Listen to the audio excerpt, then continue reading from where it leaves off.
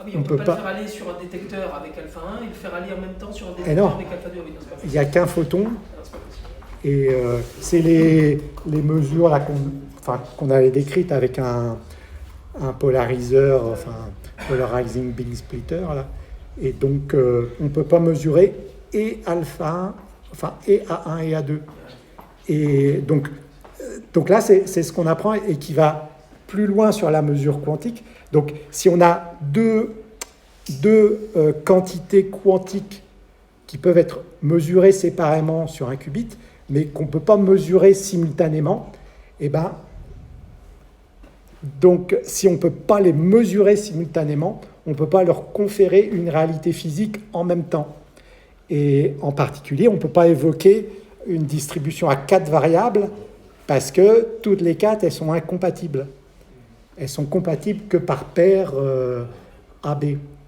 Et donc, c'est finalement ce que nous apprend la physique quantique. Et de manière très schématique et très rapide, on pourrait dire que c'est la mesure qui fixe la réalité physique. La réalité physique n'a pas d'existence intrinsèque préalable.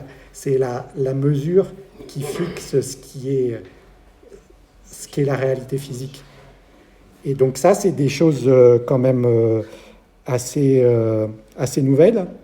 Puis l'idée, à nouveau, c'est pas quelque chose finalement qu'on comprend en recyclant tous nos modes de raisonnement classiques, mais c'est plutôt des choses qui, en essayant de les comprendre, nous amènent à réviser notre conception de la réalité physique ultime au niveau quantique. Donc ce sont des choses quand même intéressantes. Donc là j'ai repris toute la saga. Là, enfin, l'objection de Einstein, il y a des variables cachées. S'il y a des variables cachées qui peuvent prédire à l'avance, dès la création de la paire, quels seront les résultats quand on mesure A1, enfin A1, A2, B1 et B2. Donc, s'il y a des variables cachées qui permettent de prédire à l'avance les 4 résultats de mesure, et bien nécessairement, il y a une distribution conjointe à 4 variables et les inégalités de Bell sont vérifiées. Et donc c'est ce que j'ai écrit ici. Et donc ça, c'était ce qui avait été établi par Bell et ses inégalités. Et puis donc, il a fallu attendre le verdict de l'expérience pour trancher les dilemmes en physique.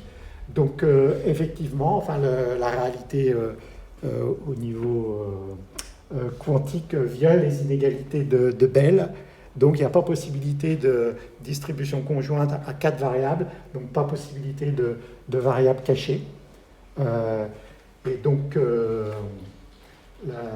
la justification, c'est plutôt ça en termes plus modérés, plus circonspects, plutôt que de dire c'est l'observation qui crée la réalité de manière plus circonspecte. C'est des quantités qui ne peuvent pas être simultanément mesurées, peuvent pas se voir conférer une réalité physique ensemble.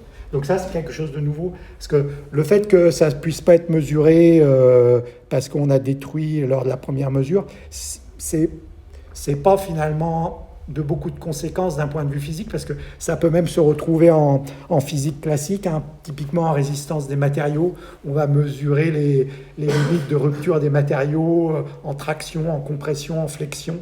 Donc, on a une éprouvette, et si on mesure la limite de rupture en traction, et ben, après, on ne peut pas mesurer la limite de rupture en compression, parce qu'on a détruit l'éprouvette. Donc, il faut refaire une éprouvette pour mesurer la limite de rupture en compression ou la limite de rupture en torsion.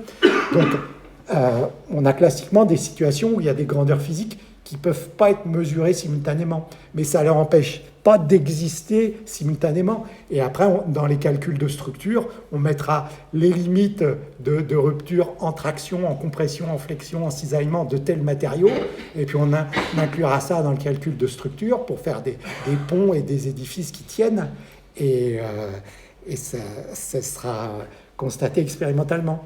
Et dans le même calcul, il y aura les limites de flexion et de compression, bien qu'on ne puisse pas les mesurer simultanément.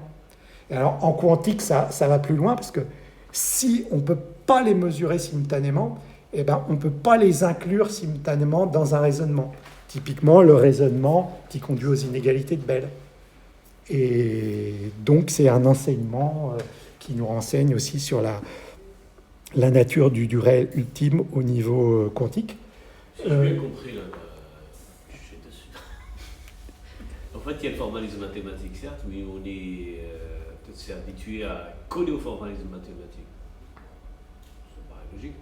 Mais quand même, il ne faut pas perdre la mesure derrière, j'ai l'impression, à l'expérience. Ben, là, ça confère un rôle très important à la mesure. Avant, sur la base de l'intuition physique, on se disait une grandeur physique pour qu'elle existe, quoi. Il faut qu'elle ait une définition conceptuelle, par exemple la longueur de ce stylo, et puis il faut qu'on puisse la mesurer expérimentalement, et puis y trouver une valeur. Et donc ça suffisait pour finalement donner un statut de réalité à une quantité physique. C'est défini conceptuellement, et puis ça peut se mesurer expérimentalement. Et bien, en quantique, ça ne suffit pas. Il faut que ce soit mesuré effectivement. Et si ça ne peut pas être mesuré effectivement, eh ben, ça empêche la quantité physique d'exister. Donc, un autre enseignement là, qui peut avoir des applications pour le traitement de l'information, c'est que des corrélations, donc là il s'agit de ça, des corrélations qui échappent à l'inégalité de Bell ou aux inégalités de Bell.